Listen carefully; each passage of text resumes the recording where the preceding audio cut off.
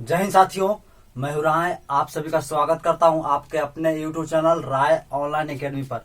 तो साथियों, पिछले क्लास एक दो है ना 3-4 दिन से आपका क्लास नहीं हो रहा था। कोई पर्सनल इशू के चलते हम लोग क्लास आपके साथ नहीं जुड़ पाए थे। खैर, इसके लिए माफ कीजिएगा।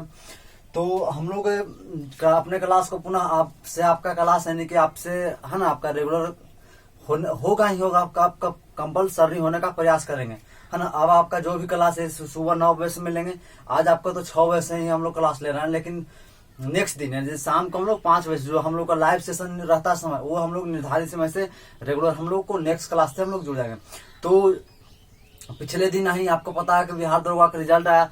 तो आप सभी जो सफल छात्र हैं उन सभी को बहुत बहुत शुभकामनाएं।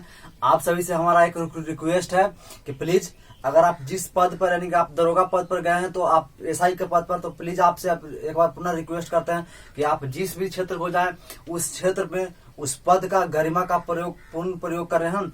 आपने जिस तरह से अपनी मेहनत को उजागर करते हुए एक अपने पद को हासिल किया है यानी कि एसआई बना है, तो हमारी एक कोशिश आप सभी से निवेदन है कि प्लीज जो उचित न्याय होगा वो अपने क्षेत्र में करने का प्रयास कीजिए। ऐसा नहीं कि लोभ लालच के फेर में क्या करते हैं लोग, है ना, उल्टा सीधा काम करने लग जाते हैं। तो खैर, जो स्थिति है, लोग जैसे ही दरोगा का नाम सुनते हैं, दरोगा का जैसे ही आपको नाम सुनते हैं लोग, है ना, ग्रामीण परिवेश के लोग, तो उनका मन में एक ही भय रहता है। क्या नाम है, देखिए, दरोगा शब्द में लोग कहते हैं कि दा मतलब द रो के चाहे गा के, मतलब दरोगा का लोग ग्रामीण परिवेश में ये कहते हैं कि दारोगा का अर्थ होता है द यानी द घूस द, रो के द चाहे गा के द, है ना। तो आप सभी से पुनः एक बार रिक्वेस्ट करते हैं कि इस तरह के भावनाओं को आप अपने स्तर से लाने का प्रयास नहीं कीजिएगा। तो हम लोग आज नेक्स्ट, है ना, और साथ ही जो छात्र असफल हुए हैं तो उनका लिए भी एक विशेष रूप से आपका सूचना है, या फिर कह सकते हैं मोटिवेशन, प्रेरणा आपको देते हैं कि देखिए, सफलता और असफलता में थोड़ा सा का अंतर है। सफलता आपको बता देगा कि आपकी मेहनत कैसी थी, और असफलता आपको बता देती है आपकी कितनी कौन सी कमियां की आखिर, है ना, इसलिए आपका सिलेक्शन नहीं हुआ। यानी आप समझ सकते हैं कि सफलता और असफलता का 19 और 20 का खेल है। ऐसा नहीं कि आप काफी दूर अंतर है, नहीं। केवल अगले प्रयास में जब भी आपका मौका मिले, नेक्स्ट प्रयास में आप जरूर सफल होइएगा। केवल और केवल जरूरत है मेहनत की, मेहनत करने की, है ना। तो इस मेहनत को अगर आप अच्छे से ध्यान दीजिएगा तो आपका, है ना, जो सफलता है वो हर हाल में मिलेगा, चाहे समय ही लग जाए, लेकिन आपको हर हाल में सफलता मिलेगा। कई बच्चा कहता है, एक बार प्रश्न, है ना, कमेंट में बोलता है कि सर रिवीजन नहीं होता है ना, हम अपने याद रिवीजन नहीं कर पाते, या फिर हम मतलब एक अपने सिस्टम यानी कांस्टेंट वे से अपने रूटीन को पालन नहीं कर पाते हैं। मतलब कहने का अर्थ है कि 8 से 10 घंटा हम लोग रेगुलर पढ़ नहीं पाते। बहुत से स्टूडेंट का एक कमेंट रहता है, और प्रॉब्लम है ही, ज्यादातर स्टूडेंट का प्रॉब्लम है। देखिए, इसका एक एग्जांपल से आपको बताता हूँ। जैसे मान लीजिए कि आपके पास गर्लफ्रेंड है या फिर लड़की है तो बॉयफ्रेंड होगा। ऐसा नहीं कि आप सभी के पास हो सकता है, लेकिन मैं एग्जांपल से आपको समझाने का प्रयास कर रहा हूँ। तो गर्लफ्रेंड या बॉयफ्रेंड, तो जनरली बच्चा क्या करता है, फोन से लग जाता है ना, आपका फोन से क्या करता है, आपका इशू चल रहा है लाइट का, चलिए कोई बात नहीं, है ना। तो क्या करता है बच्चा, जनरली क्या बच्चा करता है कि लगातार अगर उसको आजादी दे दिया जाए अपने माता पिता से कि तुम दिन भर अपने वाइफ और फ्रेंड, या फिर आप लड़की है तो आपका लड़की है तो बॉयफ्रेंड, और लड़का है तो गर्लफ्रेंड से आप बात करने के लिए तो 24 घंटा बात कर सकता है। क्या बात कर सकता है ना। तो बात अगर कोई कर रहा है, मान लीजिए 15 ही घंटा अगर कोई लड़का या लड़की बात कर रहा है अपने फ्रेंड से, तो उसमें बहुत से ऐसा बात होगा जो क्या किया जाएगा, रिकॉल यानी कि दोबारा दोहराया जाएगा। एक बार नहीं, लगभग 10-20 बार दोहराया जाएगा। जैसे लड़की पूछेगी खाना खा लिया बाबू, लड़का पूछेगा, है ना, खाना खा ली, है ना। इस तरह का बहुत सारे, क्या कर रही हो, नहीं कर रही हो, कब पढ़ेगी, नहीं पढ़ेगी, या क्या पढ़ रहे हो, इस तरह के बहुत सारे बात है, मैटर है। वो एक नहीं, 10 बार 20 बार 15 घंटा के बातचीत में बहुत सारे ऐसा बात होगा जो आपको पुनः बोलने का है ना, बोलने का आएगा। ठीक उसी प्रकार हम लोग को देखिए, अगर कोई बच्चा कह रहा है कि हम 15-16 घंटा पढ़ना है, या फिर 8 से 10 घंटा पढ़ रहे हैं, तो 8 से 10 घंटा नहीं पढ़ता, केवल और केवल 4 से 5 घंटा ही अपने न्यू स्टडी यानी न्यू चीजें पर फोकस करता है। बाकी जो समय है जैसे 8 से 9 घंटा तो उसमें रिवीजन करता है। ऐसा नहीं कि जैसे आप है ना लगातार रिवीजन करता है। जैसे आप अपने गर्लफ्रेंड या बॉयफ्रेंड के साथ बात कर रहे हैं तो बहुत सी चीजों को आप रिकॉल करिएगा, दोहराइएगा, 1 से 2 बार, लगभग 10 बार बोल देते हैं, खाना खाया, नहीं खाई, खाना, इस तरह से। तो ठीक उसी प्रकार मेन जो पढ़ाई होता है वो 4 ही घंटा से 5 घंटा का ही होता है। बाकी जो बोल रहा है कोई लड़का कि 12 घंटा पढ़ते हैं, 13 घंटा, तो बाकी जो समय बच गया उसमें रिवीजन करता है। जैसे आप अपने बॉयफ्रेंड या गर्लफ्रेंड के साथ है ना एक ही चीज को बार बार करते हैं, तो आप ये कोशिश कीजिए जिस तरह से अपने दोस्त के साथ एक ही चीज को बार बार क्या करते हैं, बोलने का प्रयास करते हैं, तो ठीक उसी पर पढ़ाई में जोड़ने का प्रयास कीजिए। या अपने पढ़ाई में भी क्या कीजिए तो रिवीजन करने का प्रयास करिए। हाँ, बहुत से गर्मी है, आपका इन्वर्टर भी शट डाउन चल गया खैर बैटरी से। तो खैर हम लोग आज स्टार्ट क्या कर रहे हैं, पॉलिटी, आपको टाइम टेबल पता होगा। तो हम लोग आज पढ़ेंगे 1935 का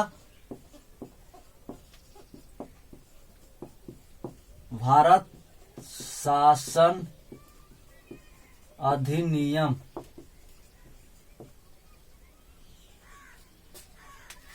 है ना 1935 का हम लोग भारत शासन अधिनियम देखेंगे।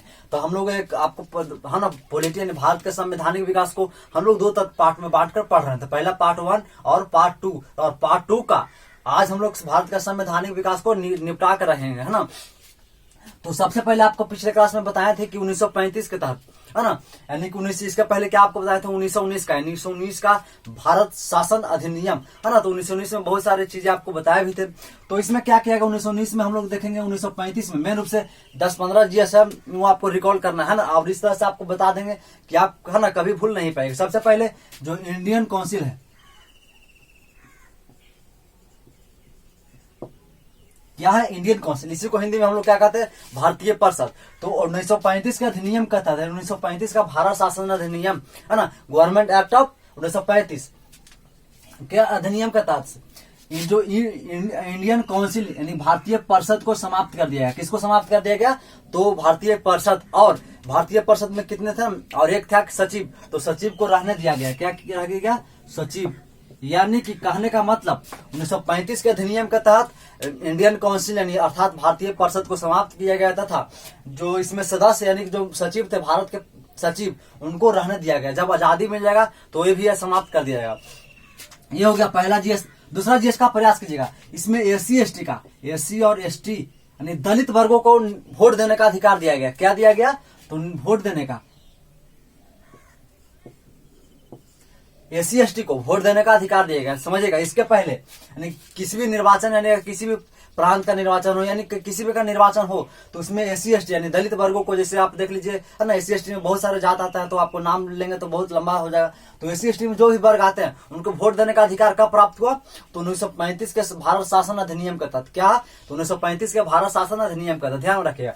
तीसरा हम लोग देखेंगे जीएस प्रांत। आपको पिछले क्लास में पता था प्रांत में द्वैध शासन लागू किया गया, द्वैध शासन, है ना। 1919 में प्रांत में क्या किया गया, तो द्वैध शासन लागू किया। एक तरह से हस्तांतरित विषय और एक आरक्षित विषय, ये पिछले क्लास में आपको पढ़ाए थे। तो जो द्वैध शासन था किसमें, प्रांत में चल रहा था 1919 के भारत शासन अधिनियम के तहत। तो इसको क्या किया गया, समाप्त कर दिया गया। और इस जो द्वैध शासन को कहाँ लागू कर दिया गया, तो केंद्र में लागू कर दिया।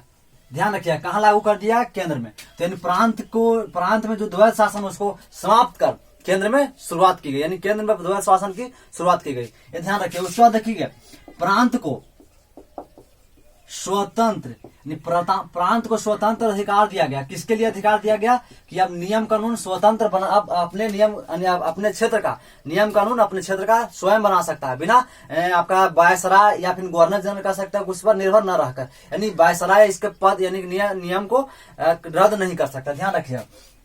उसके बाद देखेंगे कि 1935 के अधिनियम के तहत, यानी 1935 के अधिनियम के तहत 1937 में क्या, ध्यान रखिएगा, 1935 के अधिनियम के तहत 1937 में संघीय न्यायालय, यानी 1935 के अधिनियम के तहत भारत में संघीय न्यायालय की स्थापना किया गया। कब स्थापना किया गया, तो 1937 में, ध्यान रखिएगा। और इसमें है ना 1+5 कितने व्यक्ति को बनाया गया, है ना, यहाँ 6 हो जाएगा, एक एक एक परिच्छेद, यानी एक सचिव में कौन होगा, यानी सॉरी एक जो न्यायालय है, यानी कि न्यायालय मतलब न्यायाधीश, तो एक मुख्य न्यायाधीश, एक होगा मुख्य न्यायाधीश, और बाकी जो 6 बच गया ये अन्य सदस्य होगा। तो मुख्य न्यायाधीश में सबसे पहले प्रश्न आएगा कि भारत में संघीय न्यायालय का सबसे पहला मुख्य न्यायाधीश कौन था, तो गवासेर, ध्यान रखिएगा गवासेर। तो ये आपका हो गया। 1935 के अधिनियम के तहत भारत में संघीय न्यायालय की स्थापना की गई। फिर 1935 के अधिनियम के तहत 1935 के अधिनियम के तहत म्यांमार, जो म्यांमार देश है जो पूरब में है, भारत के किधर है, पूरब में, तो उसको 1900 जो म्यांमार देख रहे हैं ये भारत का ही अंग था, ऐसा नहीं कि दूसरा था। ये म्यांमार यानी बर्मा देख रहे हैं, वो भारत का ही क्षेत्र था। तो 1935 के अधिनियम के तहत 1937 में, कब, तो 1937 में इसको यानी म्यांमार को स्वतंत्र कर दिया गया, यानी आजादी दिला दी गई। तो ध्यान रखिएगा। उसके बाद देखेंगे थोड़ा सा यानी दो चार यही आपका जीएस है। एक आपका देखिए केंद्र में RBI reserve bank of India, यानी कि पैसा को देखभाल करने के, यानी पैसा को रख रखाव के लिए रिजर्व 1935 के अधिनियम के तहत रिजर्व बैंक ऑफ इंडिया की स्थापना किया गया। कब किया गया, तो 1935 के भारत शासन अधिनियम के, ये ध्यान रखिएगा। उसके बाद अगला हम लोग जीएस देखेंगे इसमें 1935 का भारत शासन अधिनियम में। तो सबसे पहले इसके बाद देखेंगे, तो आपको पता होगा कि भारत में प्रांत की संख्या कितनी थी, 11, यानी कि उसके बाद देखेंगे कमिश्नरी की संख्या कितनी थी, 6, और देसी रियासत की संख्या 600, यानी सभी को मिलाकर भारत में कुल प्रांत कितने थे, तो 11, कमिश्नरी कितने थे, तो 6, और देसी रियासत 600, यानी देसी रियासत मतलब छोटे छोटे क्षेत्र का राजा। सभी को मिलाकर क्या बनाना था, तो अखिल भारतीय संघ, यानी सभी को मिलाकर अखिल भारतीय संघ का बनाना था। कब, 1935 के अधिनियम के तहत। लेकिन जो देसी रियासत था, यानी देश के राजा, यानी छोटे छोटे देश का जो है ना, उसके जो राजा था वो कहा इसमें शामिल होने से इनकार कर दिया, इसलिए अखिल भारतीय संघ का निर्माण नहीं हो पाया, ध्यान रखिएगा। उसके बाद अगला चीज देखेंगे, तो राष्ट्रपति को क्या किया गया, राष्ट्रपति को